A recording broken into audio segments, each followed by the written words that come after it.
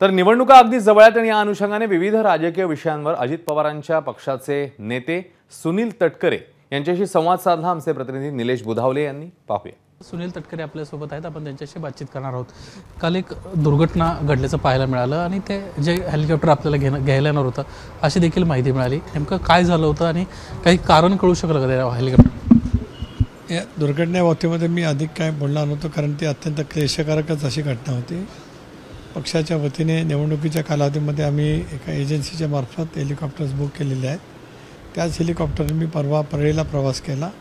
काल ते मुंबईला येणार होतं आणि मुंबईवरनं त्याच हेलिकॉप्टरमधून मी रायगडमध्ये प्रवास करणार होतो. परंतु अत्यंत दुर्दैवी घटना घडली. ज्या पायलटच्या समवेत परवाच मी 2-2.5 तास प्रवास केला, त्यांचे टेक्निशियनसुद्धा सोबतच बसलेले होते, ते आज नाही, त्याचं मला खूप दुःख आहे. आणि मलाही माझ्या जनतेचे खूप आशीर्वाद, वडिलांची पुण्याई सगळं उपयोगाला. लोकप्रतिनिधींच्या सुरक्षतेचा पुन्हा मुद्दा उपस्थित झाला, कारण 15-1 दिवसापूर्वी अशीच एक घटना घडली होती, पुण्यामध्येच ती घटना घडली होती. काही टेक्निकल कारण आहे का किंवा कशामुळे नेमका अपघात झाला हे काही कळू शकतं?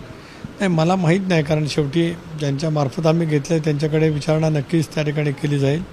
आणि ज्या वेळेला अशा पद्धतीचे अपघात घडतात ज्याच्यामध्ये मृत्युमुखी पडणाऱ्यांची संख्या अधिक असते, त्याची चौकशी त्या विभागाच्या मार्फत होतच असते.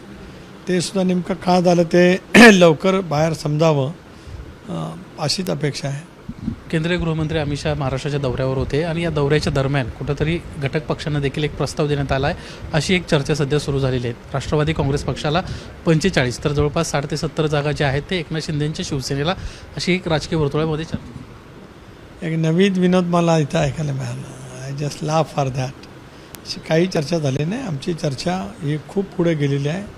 अतिशय सन्मानपूर्वक त्या पक्षाची ताकद ज्या ज्या ठिकाणी आहे अशा पद्धतीने आज आम्ही आमच्या स्तरावरतीच त्या संदर्भामध्ये सहमती करण्यामध्ये यशस्वी झालेलो आहोत.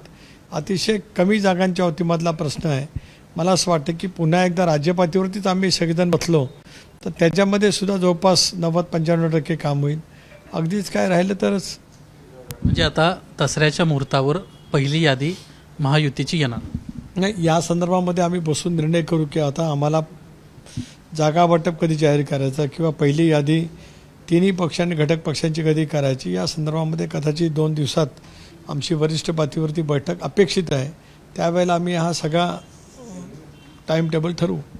भाजप नेते हर्षवर्धन पाटील हे आता भाजपची साथ सोडत आहेत आणि राष्ट्रवादी काँग्रेस शरदचंद्र पवार पक्षाची तुतारी हातात घेताना पाहायला मिळतं. नाही, मी या संदर्भात काही बोलणार नाही, कारण अनेक ठिकाणी, कारण एकेकाळी त्यांनी भारतीय जनता पक्षाच्या माध्यमातून तिथे उमेदवारी केलेली होती. तिथे आज राष्ट्रवादी काँग्रेस पक्षाचे आमदार आहेत. शेवटी ते भारतीय जनता पक्षाचे नेते आहेत. भारतीय जनता पक्षाच्या राज्य केंद्रीय नेतृत्वाने सुद्धा त्यांना सामावून घेण्यासाठी मोठ्या प्रमाणावरती सहकार्य केलेलं आहे. त्यामुळे त्या बाबतीमधला योग्य तो निर्णय त्या ठिकाणी होईल. असंच काहीचा प्रकार दोन्ही बाबतीत घडण्याची शक्यता आहे. म्हणजे सत्ताधारी असोत किंवा विरोधक असोत, जिथं तिकीट मिळणार नाही तो उमेदवार जाण्याची शक्यता नाकारता येत नाही आहे. अशा वेळी राष्ट्रवादी काँग्रेस पक्षात जर अशी काही वेळ आली तर त्या सगळ्या लोकांना थांबवण्याचे प्रयत्न आपल्याकडून होणार नाही. एक तर राष्ट्रवादी काँग्रेस पक्षाकडून विद्यमानपैकी कोण जाईल असं मला बिलकुल वाटत नाही. उलट अजून 8 दिवसांनी, मी काल परवा एका मुलाखतीमध्ये स्पष्ट केलं होतं की अजून 7-8 दिवसातून आपल्याला असं चक्र सुरू झालेलं पण पाहायला मिळेल. मुंबईतलं काही चित्र, मुंबईसह महाराष्ट्रात लैंगिक अत्याचाराच्या घटना सातत्यानं समोर येत आहेत. पुण्यामध्ये एका जी गाडी विद्यार्थ्यांना घेऊन जाते त्या गाडीच्या ड्रायव्हरनंच एका 2 लहान मुलींवर बलात्कार केल्याची घटना समोर आहे. हे अत्यंत विकृत मनोवृत्तीचं लक्षण आहे. अशी विकृत मनोवृत्ती जागीच ठेचून काढली पाहिजे असं माझं स्पष्टपणाचं मत त्या ठिकाणी आहे. आमदार अपात्रतेसंदर्भात सातत्यानं कोर्टामध्ये सुनावण्या होत आहेत, मात्र कुठलीही त्या पुढं जी हालचाल आहे ही होताना पाहायला मिळत नाही आहे. महायुतीच्या वतीनं 12 आमदारांची जी नावं आहेत ती देण्यात आली आहेत का? काय सध्याची स्थिती आहे? अपात्रतेचा आणि नावं देण्याचा काय संबंध आहे? विधान परिषदेच्या 12 आमदारांचा एक असं आहे की अपात्रतेच्या वतीमध्ये सुनावणी शेवटी सर्वोच्च न्यायालय आहे. सर्वोच्च न्यायालयाच्या सरन्यायाधीशांच्या समोर ती सुनावणी चालू आहे.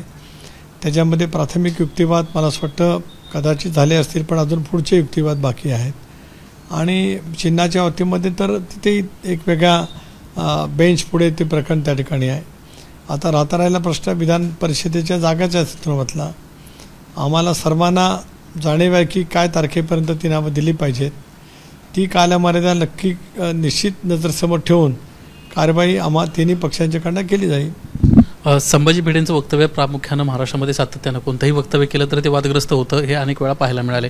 आज पुन्हा एकदा त्यांनी वक्तव्य केलेलं आहे. संभाजी भिडेंच्या संघटनेच्या वतीनं दुर्गा दौड काढली जाते आणि या दुर्गा दौडीच्या निमित्तानं त्यांना असं म्हटलंय, जरी दुर्गेचं नाव असलं तरी महिलांनी या दुर्गा दौडमध्ये सहभागी होऊ नये, त्यांना स्वतंत्र दुर्गा दौड त्यांची जी यात्रा आहे ती करावी. नाही, अशा पद्धतीचं का भेद केला जातो ते काही मला कळू शकत नाही. आणि अशा पद्धतीचं भेद करणं हे सुद्धा संबंध महिलांच्यावरती अन्याय करणारं ठरू शकते. आज पुरुषांच्या बरोबरीने सर्व क्षेत्रामध्ये माझ्या सर्व महिला भगिनी अतिशय उत्तम पद्धतीने झेप घेतात. अशा वेळेला हा जो काय हे दाखवला जातो आहे हे अत्यंत अयोग्य आहे. 13 ऑक्टोबरला आचारसंहिता लागेल अशी चर्चा कानावर येते. आपल्यापर्यंत काही माहिती आली? तुमच्याकडनंच कळाली. आणि तुम्ही जर काही सांगत असेल 13 तारखेला आचारसंहिता तर त्या दृष्टिकोनातून आम्ही तयारी लागू. कुठपर्यंत आली तयारी तुम्ही सांगा? तयारी सगळी चालू आहे. व्यवस्थित चालू आहे.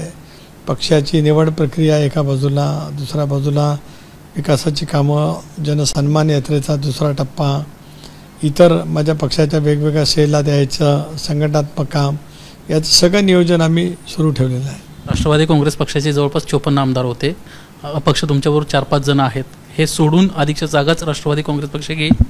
बघूया ना, आता फार घोडा मैदान जवळ आलेलं आहे. त्याच्यामुळे संख्येवरती आणि इतर काय बाबीवरती अधिकृत सूत्रांच्या जो चर्चा करण्यापेक्षा काही दिवस वेट अँड वॉच. एकंदरीतच जागा वाटपासंदर्भामध्ये वेट अँड वॉचची भूमिका सुनील तटकरेंनी घेतल्याचं आपल्याला पाहायला मिळतं. कॅमेरामन अजित शिवतरकर सह निलेश बुधावले, एबीपी माझा, रोहा. एबीपी माझा, उघडा डोळे बघा नीट.